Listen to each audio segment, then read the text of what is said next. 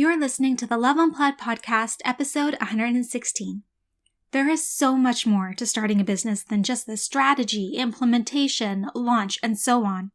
Part of becoming successful in business is investing in yourself and doing the inner work to grow.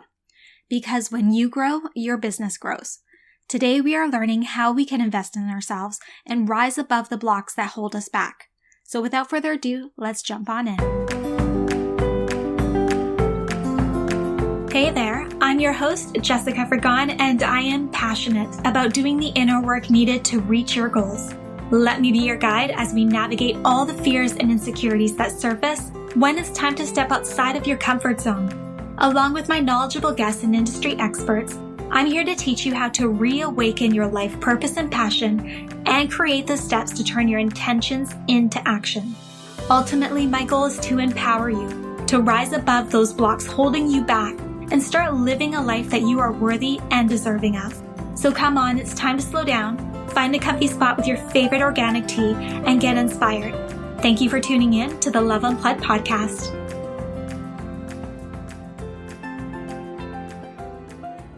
Hello, loves. Today I am beyond excited to say that I am joined by the amazing Krista Williams and Lindsay Simcik, founders of the Almost 30 podcast, a chart-topping lifestyle podcast with over 20 million downloads that covers everything from modern spirituality to health and wellness, aliens to entrepreneurship, sex to self-development. It is really your go-to podcast for it all. And they have the best guests. So I definitely recommend everybody tuning in. If you haven't done so already, definitely go check them out. So welcome, Krista and Lindsay. I'm just so honored to have you as my guests, and I'm so excited to learn all about your story and your advice. But before we start, for those that don't know you yet, I would love for you to share a little bit more about you personally. Thanks for having us, Jessica. We're so honored to be here. We are the co-founders and co-hosts of Almost 30, which is a show that we started when we were going through that transition between your 20s and your 30s. We talk a lot about the Saturn return, which is kind of the spiritual side of this transition. And it was a time when, we were really being confronted by the things in our lives, whether it was within relationships, career, health, that weren't aligned and really not working. And so we were kind of forced to look at it. And thankfully, we met during that time at that intersection and we're having conversations around these things. I had just gotten out of a long-term relationship who I thought was my person. And Krista was going through some health challenges. And both of us were really, trying to find our purpose. And so we found a lot of healing in those conversations. And Krista came to me one day. She's like, do you think we could start a podcast? And so we did. But it's just been a really incredible self-study. It's been a journey of healing within friendship and within community that I think both of us just really, really value every step of the way, even 4.5 years in. And then me personally, I grew up on the East Coast and was pursuing acting and singing and performing for a long time. And I love the fact that I get to do all the things that I love within this medium that I never thought I would be a part of. And on top of it, just have people who are, so committed to themselves and along for this ride. Yeah, and I'm Krista, so I'm the other half. And I was someone that, grew up in a small town in Ohio and then did like the normal thing that you did where I was from and went to school and then was in the corporate world for about 8 years. But the whole time I was really just trying to find my purpose and I was trying to find Almost 30. So when we first started the show, it just felt like this welcome relief, for us in creating. And Lindsay and I never thought it would be what it is today. And we're just really grateful that, we've been able to do what we love all the time. Amazing. Now, looking back over your whole journey and your experience leading up to finding each other and then creating this podcast, you've both had really amazing careers and jobs, which are very different from where you are today. Now, was becoming an entrepreneur and starting a podcast ever on your radar? I think for me, I never thought it was possible because no one that I knew where I grew up in my hometown in Ohio was an entrepreneur. Everyone pretty much had desk jobs, day jobs. My dad owned car dealerships all over the Midwest. My mom worked at like a bank. It was just kind of pretty much what you did. So I never had the opportunity to meet anyone that really chased their dreams or did anything that they love. So I never thought it was possible. But throughout my career, I can really look back and be like, oh, that was because I have that like entrepreneurial spirit where I would so often look at things that we did at my jobs and just be like, why are we doing it this way? Like, why is everyone, coming into the office every single day when we really want to be working from home and we're more productive at home? Or why do we always do these like silly things in meetings or whatever? And it really was like that part of me that needed to create what I wanted to see in the world on my own. And throughout all the jobs, if you would have told me that this is what I'd be doing in the end, I would have never believed it. But it was really the fact that I always took leaps outside of work. I had multiple side businesses and hustles that were at varying levels of success, some not, and then some slightly. But I really wanted to find my purpose. So I never really stopped in pursuit of that, even though I was working the 9 to 5 jobs. And I wasn't in the corporate world, and I guess technically was kind of like my own entrepreneur of whatever acting or singing career that I kind of had in my vision. But what I realized was I was spending so much time waiting to be chosen during that time. So I was auditioning during the day, I was bartending at night, I had all of these odd jobs. And I just felt that really heavy sense of at pretty much every day, like, I hope I get a call today that I got a job, that I was cast in something. And when that's your everyday, it's really hard to believe that you have what it takes already. So I was kind of living in that gap for a long time, like never quite getting there, never quite feeling like I had what it took. And, looking back now, I know that's not necessarily true, but that dissonance like really moved me out of a path that I don't know would be my fullest expression, right? So when the podcast came around, I was actually teaching Soul Cycle, and that was a really purposeful season of my life. I feel like I was able to learn how to cultivate community. I could hold space in a room. I could really support people on their health journey. I got to perform in a way in every class, and I really created like a network of very, very cool people that honestly helped and supported as we started the podcast as well. And yeah, I just look at every like step and every odd job that I have as like the most purposeful. Because I know a lot of people out there are perhaps in a job that they're like, man, I wish I could just quit this and do the thing that I want to do full time. But hindsight is 2020, and I will definitely say that every single odd job that I had just helped me to hone a skill, helped me to get really clear on what I love to do, what I believe in, and who I want to be around. And so, I look back on it very, very lovingly. And for what I do now with almost 30, I just find every single day I'm using those skills. Amazing. Now, finding purpose, that's something that I find even in my community, and I hear it from others as well, that a lot of people are struggling to find that, to figure out exactly what they want to do with their lives. And what are your thoughts on that? Do you find that your journey, everything that you were doing prior to where you are today, kind of led you to figuring out exactly what you wanted to do? Like, is the process part of the journey? Oh yeah, I think so much so. And I just have such compassion for people that have that burning desire to find that purpose and find that passion and feel like they're living for a reason or feel like they're making a difference. When I was in the corporate world, working with so many different people, I remember having conversations at happy hours and at lunch and all these things, where so many people wanted to feel like they were making a difference in their lives, but ended up feeling like they were not because they were in a specific job. And I was one of those people. I just desperately had this burning desire to do something with my life that I found value in. And so it's often hard to be on this side where I feel like I'm living a purpose driven life and then say like it's possible, it's all going to work out, because I remember being on that receiving end and not really knowing if it was possible, not really believing. But what I do know is that I continue to try, and I continue to seek out ways in which I could feel more purpose in my life. So that was, quitting drinking when I was 25. That was something that wasn't really popular to do, but felt purposeful to me. That was quitting my job in Chicago, and that was quitting my job in New York, and just really leaning into when my intuition was talking to me, and following that over time, and to eventually lead me to find my purpose, with almost 30. But I think that our purpose can be in such smaller things and doesn't always have to be our job. It's Mhm. like we always equate our job to everything. Like our job has to be our purpose. It has to, do all these things for us. And really, it doesn't need to be as complicated as you finding the perfect job that is your exact purpose in life. You can have a purposeful life without it having to be your job. I love that.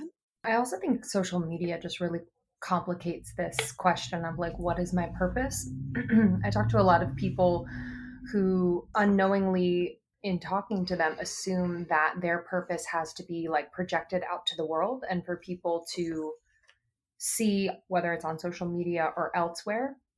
And it's cheesy, but like oftentimes I'll just ask like, what would you do if nobody was watching? Like, what would be that thing that really just lights you up, that gives you that sense of purpose?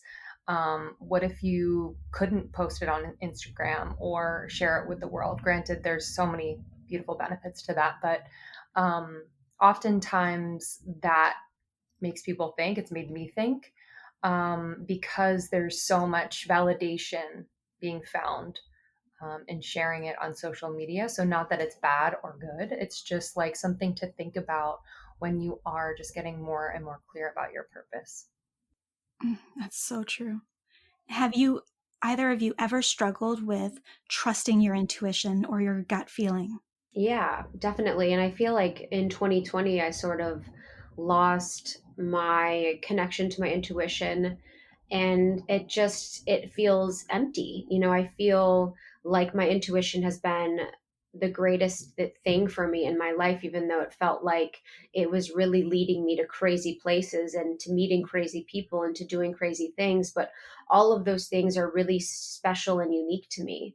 And when I lost connection to my intuition in 2020, after just having a really tough time with what was going on, and tough time personally with things that were going on in the business, I felt completely lost.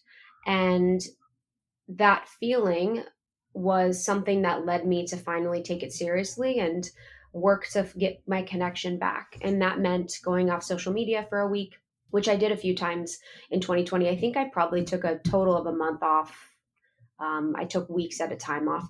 And then I would also take media breaks. I would also take breaks from any podcast, YouTube, TV, anything like that. And just really get down and dirty with my meditation game, with my prayer, with my self talk, with anything that was related to me feeling more connected to myself. So I think our intuition is like one of the most special things that we can have. And when you have a deep knowance and connection to your intuition, there's really nothing better. Yeah, I can add to that, but I agree with Krista, and I think something that's been really helpful for me, although I don't always want to do it, is journaling. I find that when I'm able to carve out peace and quiet for just a conversation with me and me. Elisa Romeo was on the podcast and she wrote Meet Your Soul, and she talks about soul journaling, and anyone can do it. And I've just found that everything that I'm feeling, which can be overwhelming to feel and kind of keep inside without expressing it, when I'm able to journal to it or journal to my soul, it comes out just so beautifully, simply, and clear that it brings a lot of peace. and just brings that reassurance that I really do always know. There's just a lot of things that can get in the way and create a little bit of static, whether it's, you know, asking a lot of friends their opinion before checking in with yourself, going on social media, or having so many forms of media in your ear all the time. I just think it's a really simple way that we can just reconnect with that part of ourselves that already know. I love that. I've recently started journaling from like a different perspective. I've usually done my journaling as like writing down my goals as if they're already in the present, but I've started this other practice of writing about my higher self and whatnot and who I want to be and the different types of feelings and emotions and tapping into that energy and all that stuff based on this course I'm taking. And it's hard. Like I struggle with journaling so much when it's like writing down your feelings and kind of getting into the deeper stuff.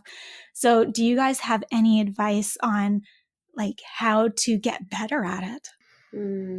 I think a lot of judgment comes up when I journal.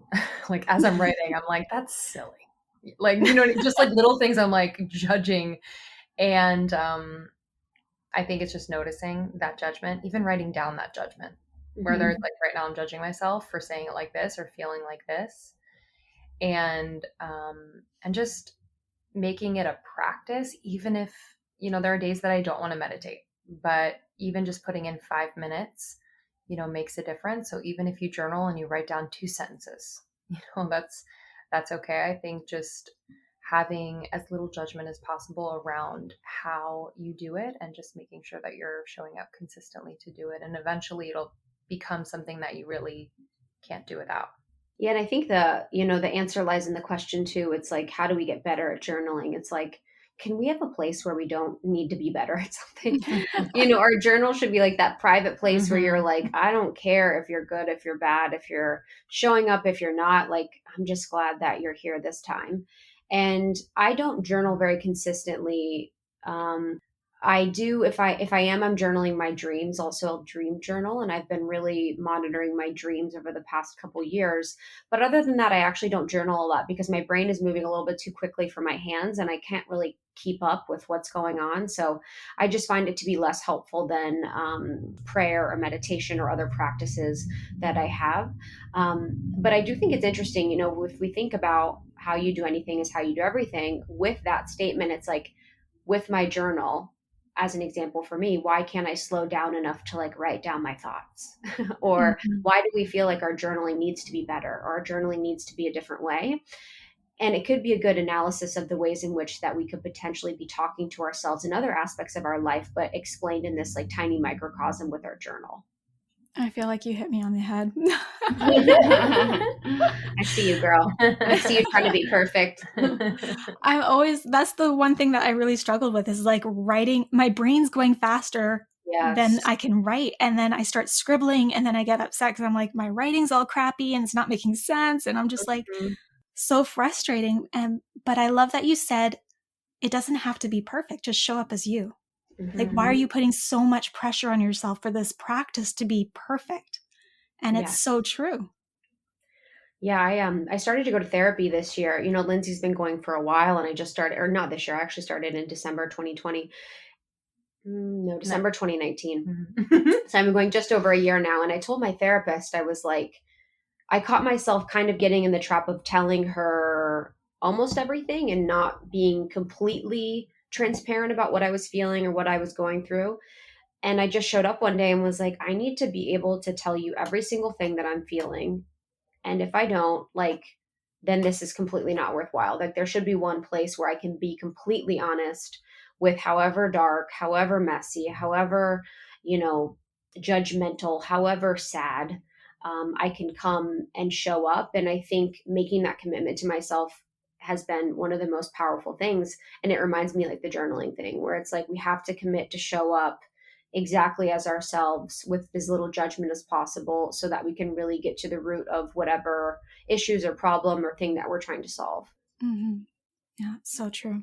All right, so I want to jump into the business side a little bit. I could talk to you guys about that stuff forever, but I have so many other questions. All right, so how did you guys come together? How did the idea for your podcast come to be? And then I've read that it took you like 7 months of practicing to launch the podcast. So I Where kind you of want It's to, why did it take so New York long Times? to, Is that on our feature? it's everywhere. But why did it take so long to put it out there? Yeah, because, so when Lindsay and I started, you were staying with some people, you were like living with some people. I was living in this like tiny apartment. And we didn't know what the show was going to be about, really. We didn't know what our structure was. And I had listened to a bunch of podcasts, but the only podcasts I had listened to were men. And they were solo show hosts. So I didn't really know how it would work. I was like, how does two females work? What are we going to talk about? What are we interested in? And so it was really like that experimentation of what the show was going to be about and hearing our voices and figuring out structure and just taking it seriously. Like as much as I look back now and I'm like, oh, wow, you didn't take it seriously. We really were, we took it seriously from the beginning to really put out something that we felt we were proud of and that made sense. And that felt like it was a good representation of us. And, when we're working with podcasters to help them launch their shows, we always tell them to make sure that when you're launching, you have at least 3 really good episodes that you feel proud of. So that's something else too that we were super mindful of. But for anyone starting a business or side hustle or, something they're passionate about, I don't always say that you need to wait for 7 months or you need to like incubate for a few months, or really your timing should be up to you and however quickly you want to launch. But I think the one thing that I will say is our ability to be patient speaks to me, our belief so much in the mission and that we were creating because we loved it. I think a lot of people launch quick because they want results quick. They want to get, feedback quick. They want to get validation quick. And we were truly just loving speaking and talking so much that it didn't really matter if we launched in a month, a day, 7 months. We loved the process of doing. And that was really what brought us the most joy. And we were both working full-time jobs for actually 2 years into having the podcast. And I think that was also just such a strategic move and a blessing because we didn't have to put so much pressure on the podcast to either release right away or become something that could potentially make us money right out the gate. So it actually just gave us space and permission to like be really creative and try different things. And that's what that incubation period was as well. Gotcha. Now, looking back through the journey of creating and growing your podcast and your business, what have been your biggest lessons, challenges, and your biggest rewards? I think that, when I was in my job, whatever job I was in, if it was consulting or digital media or events, I really thought that when I found my thing, all would be well. And everything would just be like roses and rainbows and it would be amazing and beautiful. And you could even look at our Instagram and probably think that everything is rainbows and roses and beautiful. But when you're an entrepreneur, and this is my perspective, the highs are so much higher. I feel, on top of the world some days, and then the lows are so much lower. The absolute roller coaster of creating something, building something with someone, running a team, being a public figure, creating something truly from the depths of your heart and putting yourself out there every single week is really challenging. And it's really shown me how much self-work and how much personal work that I need to put in for, me to be able to show up as the best, most grounded, most neutral, competent version of myself. So for anyone that's an entrepreneur or looking to be an entrepreneur, just know that it's not a good place to avoid any issues that you have with yourself or traumas or, problems, because it will show up within your business in one way or another. Yeah, some of our most like expedited growth moments were in our relationship. And I think that, whether someone is in business with someone or they just have relationships with other businesses, brands, or whatever, they're doing as far as their business. But it's so important that I slowed down enough to see what really needed to be given love, time, and energy reflected back to me in my business relationship with Krista. It was we are friends, but there's also just so many things that a business magnifies. We're talking money, we're talking future Mm-hmm. plans, we're talking just, it's like real life stuff. And just so many moments where I was like, wow, I'm not a good communicator. Wow. I tend to avoid conflict. Wow. Like just all of these Hmm. things are just so in my face. And yeah, just to echo Krista, I think it's incredibly important that you invest in that inner work that just affects everything you experience on the outside. And then also just like celebrating the little things along the way. I think that we move so quickly, and we've gotten better at it, but we move so quickly and we forget to just be like, damn, a year ago, this was on our goal list. This was on our vision board. This Mm-hmm. is something that we wanted to, birth. And here it is. And it's alive and successful. And, we tend to be on to the next thing quite quickly. And I think this past year, we've really been able to slow down and be like, wow, we did a world tour for 2 years. We met people in our audience and had one-on-one, deep, meaningful conversations. We, started our membership, which is something we've been wanting to do forever. Mm-hmm. So just really taking the time and like basking in that pride, because we worked really hard and it comes from a really good place. And yeah, I just, for anyone starting out or maybe they're 5 years in, take a moment and just be like, wow, there was a time where I dreamed of doing this or creating this, and here we are. Hmm.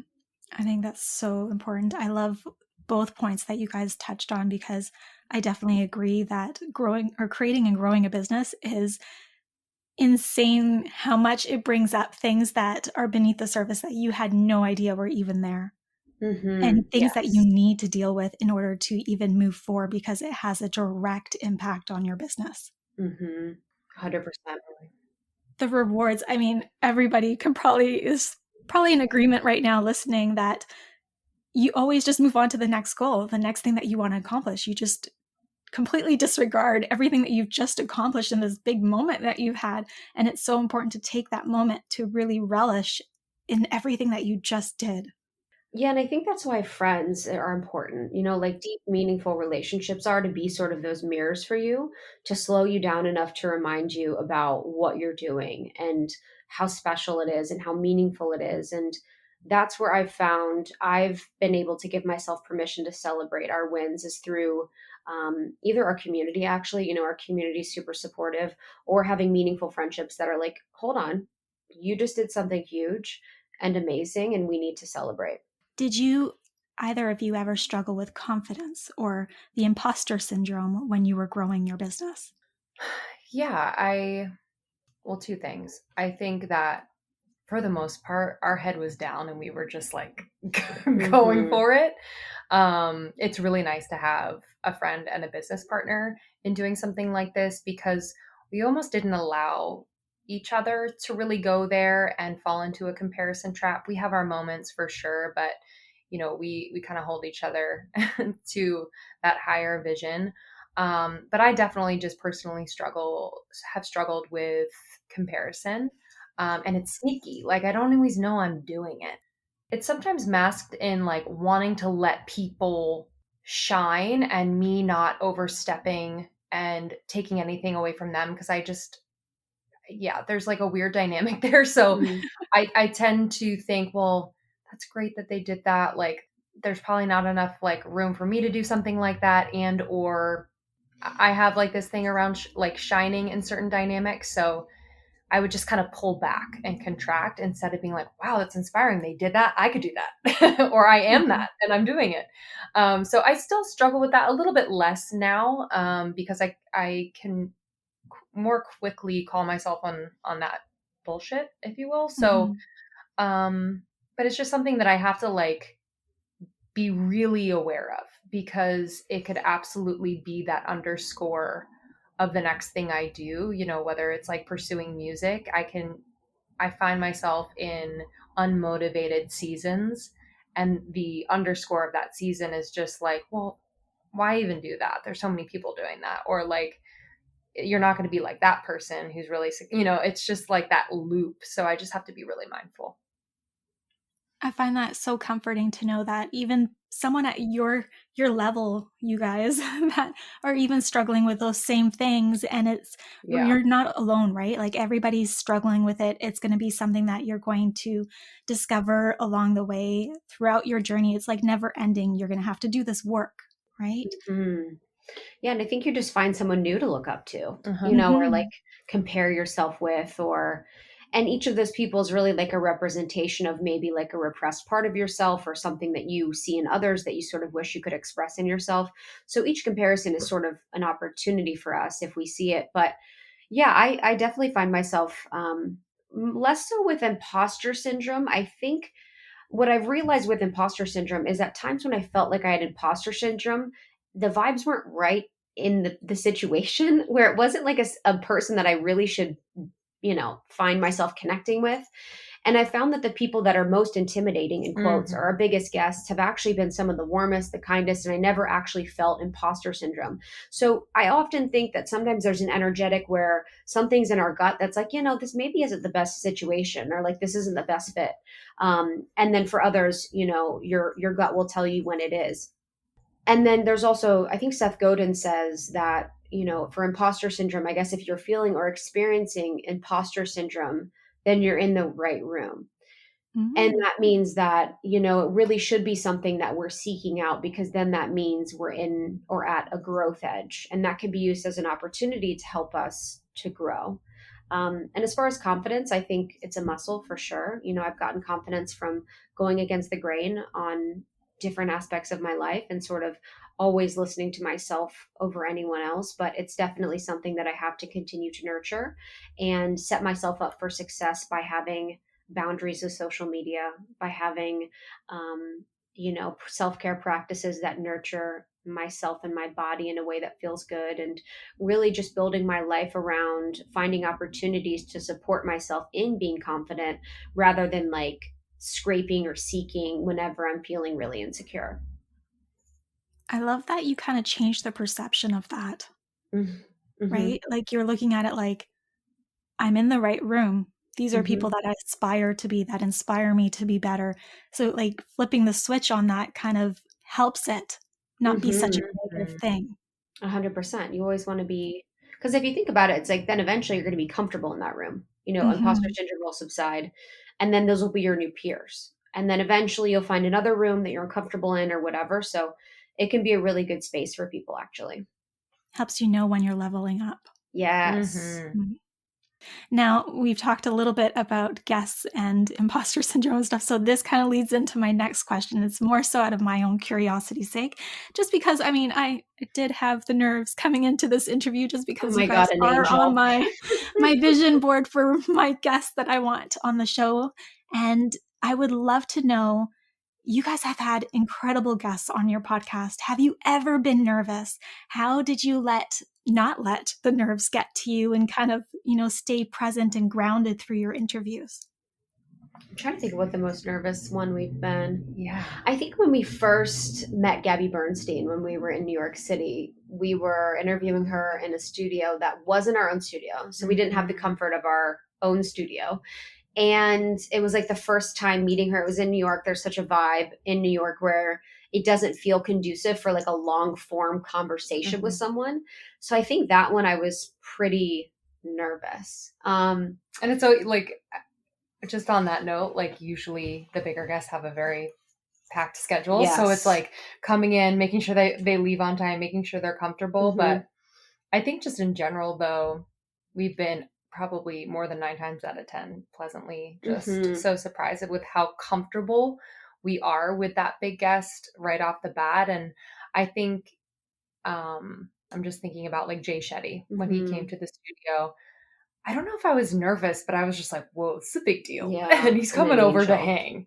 And he's just so kind, so incredibly present. And what really helps is having just a very like off the mic conversation before, because then, we know a lot about them, but we just kind of get to know them, how they're doing today, how they've been doing lately, what's been exciting, what's been challenging, and just kind of take that off the record so that they feel, just comfortable and taken care of. But yeah. Yeah, I know. And I think that I'm thinking about someone that I was nervous for during, and I think it's because they were someone that's has interesting perspectives and points. And, on our podcast, we don't always share people that we are completely in alignment or agreement with. We're really just about the education of the conversation. And I'm just thinking about them, and I'm like, I didn't really love them a lot. I didn't enjoy them as a person, but I love their perspective. So I felt nervous because I felt like there was a weird energy, exchange where they felt like a little judgmental. And so I was like, oh, that's why I feel nervous, because I don't think they like this, or I don't think that they're really enjoying this. So it's like, sometimes I wonder if our nerves, I think there's the initial nerves where you have this projection of someone in your head. They're like, they are this celebrity, they are these big podcasters, whatever. And then hopefully it's sort of broken when you guys are in conversation and you can kind of drop in.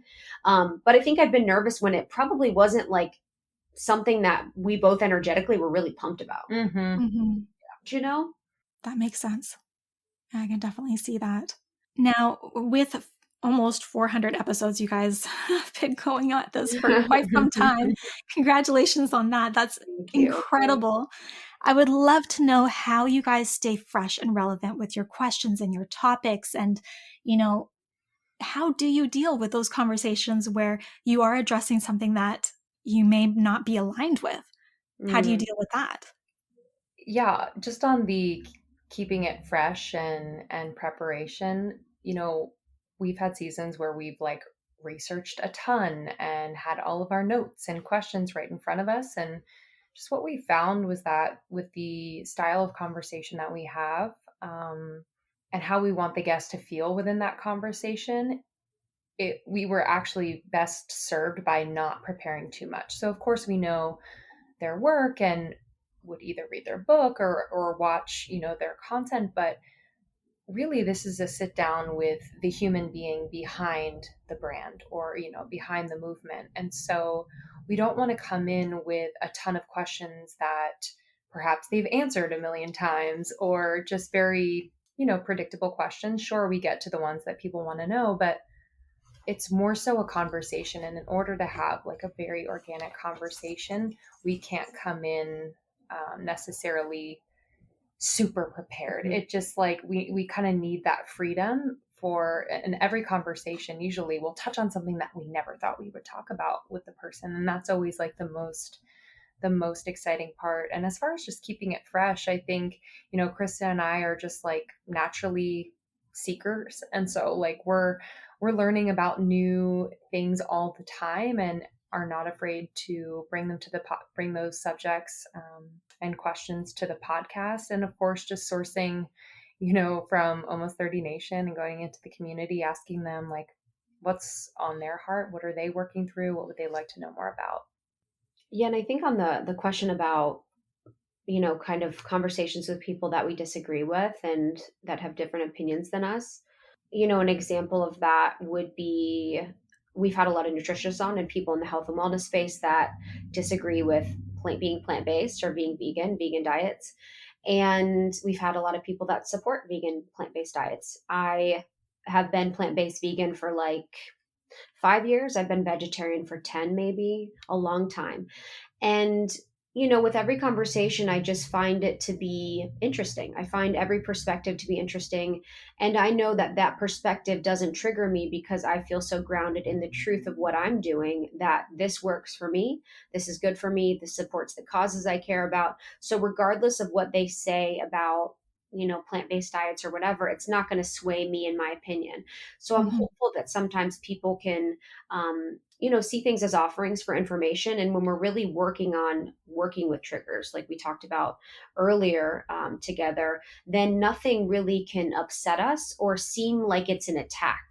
And so that's sort of the angle that we always try to go on. And we do try to provide different perspectives. We've had 400 episodes. Do we agree with all 400 of those people? No. Do we support everything all 400 of those people do and say? No. They're there for us for an hour at a time. And we're really just responsible for bringing the knowledge, insight, inspiration, or energy that we want to bring through during that conversation. I love that. And you kind of not make it about you.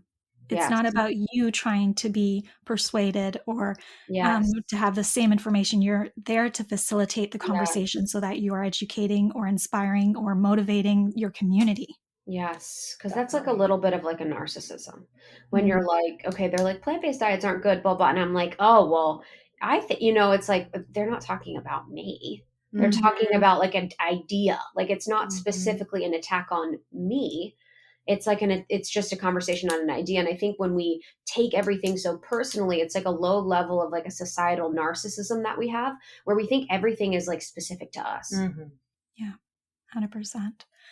Now, with all the conversations that you've had, are there any that stand out that made an impact on you, your life, your practices, anything like that? So many. So many. 400. I know. That's a lot. I think one of them, as like a tangible perspective for entrepreneurs, is we had Marie Forleo on, and she talked about within her business that they have 2 weeks that they shut down the entire business, and so that is between Christmas and New Year's, and then that's an additional time in the summer where they completely shut down. And after that podcast, we were so inspired and we decided to apply that to our business. So we shut down the company for 2 weeks of the year. And then, we were talking about it before, but Erin Rose is a great example of a guest that we've had on, I think, twice now, that's been profoundly transformational for us. And one of the things that I think about has most impacted me about our work with Erin together, one on one with coaching, and then also through the show, has been just always thinking about the best possible outcome. I think we're so trained to always think about how to protect ourselves, how to prepare for the worst case scenario, what happens if, and really stay in this negative mindset of like just always being wary of what potentially could happen or when the other shoe could drop. And when we kind of bring ourselves into the energy of what the best possible scenario or outcome could be, it's just such a beautiful shift that we can make in our life and really bringing as much attention to the positive as we do to the negative. And speaking of Jay Shetty before, he was talking to us about how he got very clear about what he was desiring more of within his work week. And, you can assume that someone like Jay Shetty just has a packed schedule. And he was just finding that he wasn't spending enough time being creative. And so he would, I think it's like 3 days he spends at least, nothing scheduled except to just be creative. And whether that's like, writing down all of his ideas, whether that's just like being in more of a meditative state and being in more of a receiving mode. I just found that to be so powerful because I think as, entrepreneurs, we've definitely gotten into that mode of like, we got to do. We got to do, Mm-hmm. keep up. We can't stop. And that really inspired Krista and I. We build in like white space days where we can have nothing scheduled and just kind of be with any ideas that come through. Maybe do some deep work on something that we've been meaning to expand upon as far as an idea. So that gave us some serious permission. And then an OG, Kelly LeVeque. I mean, I gotta call out a nutrition tip that I'll never ever forget, but her Fab Four smoothie, baby. I know, Fab Four, life changing. It's greens, fat, fiber, and protein, baby. It's one that I'll always remember for both my smoothies and just for my like plates of food, my meals in general. But I just love her for her very I can understand everything that Kelly teaches, and I'm able to do it like today. It doesn't seem too intimidating. So that's been really helpful because of how fast we're moving. The fact that I can like nourish my body as we're doing all of these things and do it in a way that I know will be good for my brain and good for my digestion is just really helpful. Oh, I love that. And I love that you found a way to tap into that feminine energy as well as the masculine, taking time out so that you can focus on the creativity aspects without the doing. Yes, 100%. I think we struggle with that so much, especially me. I'm constantly just doing and resisting just being. Yes. But it's so important to balance the two. 100%. Totally agree. Now, before we get into how you support your community and what offerings you have, I'd love to know what final advice you'd have for those starting or growing their podcast so that they can make an impact. I think for anyone, in today's world that wants to start or grow a podcast, I think I would try and do as much as you can without receiving input from the outside world. So, that's not looking at reviews, that's not seeking feedback from people, that's sort of just creating whatever it is that you truly want to create from, your heart as much as you can so that you can really figure out what this thing is on a one-to-one basis instead of having tons of input and opinions from other people. I think, we can do something where we create a show or we do this thing and it's all good and then potentially get a bad review and it can really throw people off. And, because we have negativity bias and we really look for that, it can really just hurt someone's chance of like further investing in this dream or this podcast that they were doing. So I always say just create what you want to create without like looking outside of yourself as much as you can.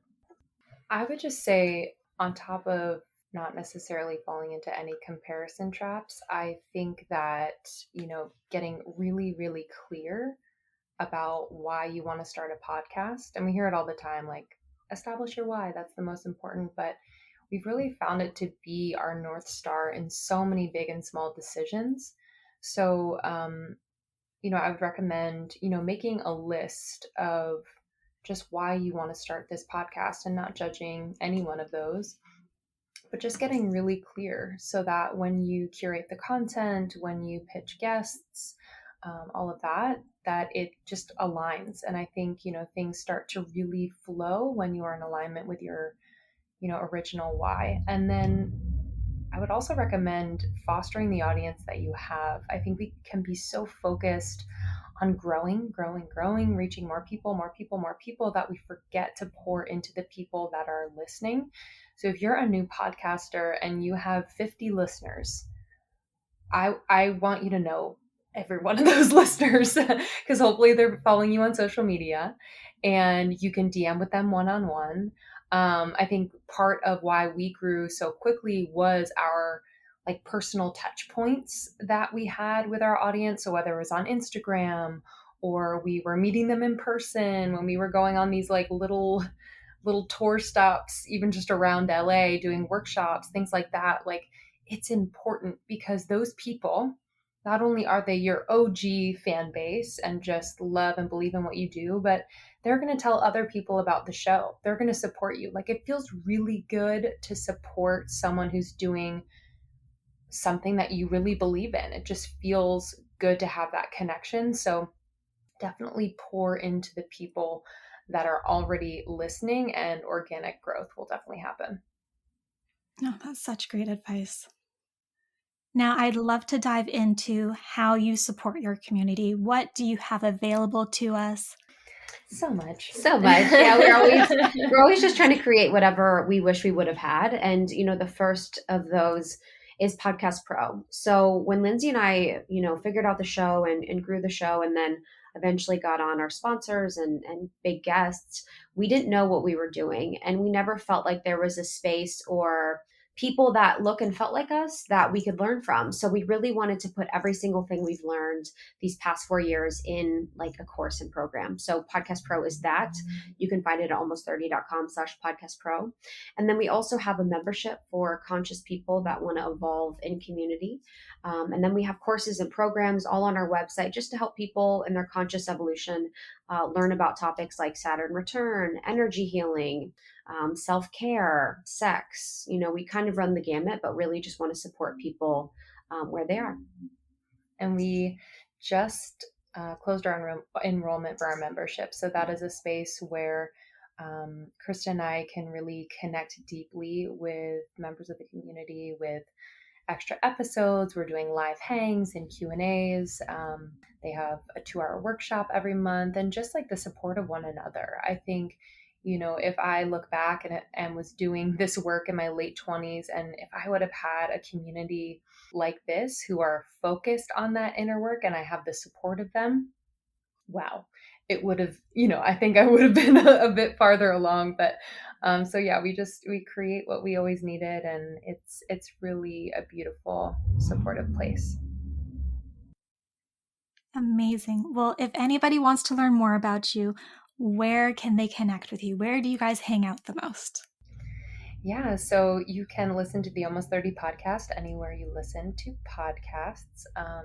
You can visit our website, almost30.com. We have our courses and workshops. Podcast Pro is on there. And then we're on Instagram at almost30 podcast. And I'm at Lindsay Simcik. And I'm at It's Krista, ITS Krista on Instagram. Awesome. Well, thank you so much, Krista and Lindsay, for taking the time to join me and for sharing your incredible story. You've created such an inspiring business, podcast, and community, and I'm so thankful to be able to learn and share your story and advice with my community. I know that they're going to love this and they're going to have as many takeaways as I did. And I am so thankful that I now officially get to mark this off on my dream board. Thank you for that. You did so good, honestly. A dream. Thank you so much. Thank you.